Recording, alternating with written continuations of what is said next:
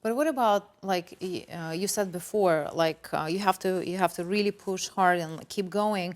Is there a moment when someone has to stop and say, okay, maybe I've tried my best and I have to move on. That's just not for me. Because there are a lot of people who try and try and try. 20 years pass, they're nowhere, and they get completely broken down and, you know, a shell of themselves.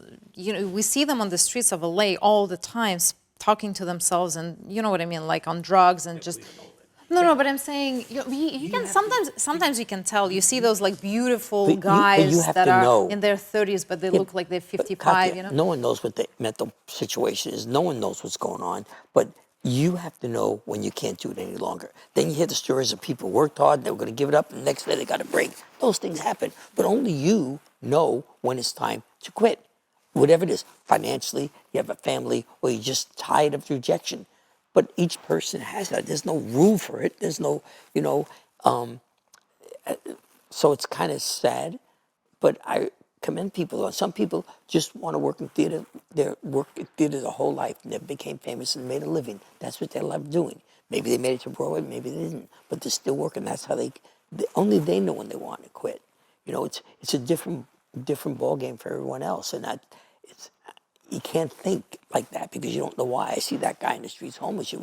There by the grace of God, it's not me, but the bottom line is you don't know what happened with that person, right? Where they went out, you know. So I think that you only have to make a decision when you know for you it's time to move on.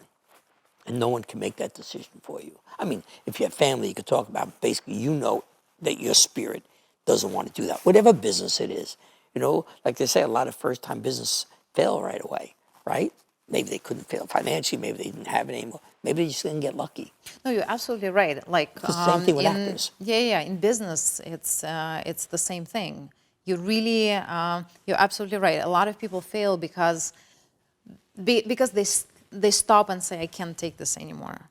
But if you push, that's probably where success is. It's this, and not everybody can or wants or, you know, have the opportunity to do that. That's.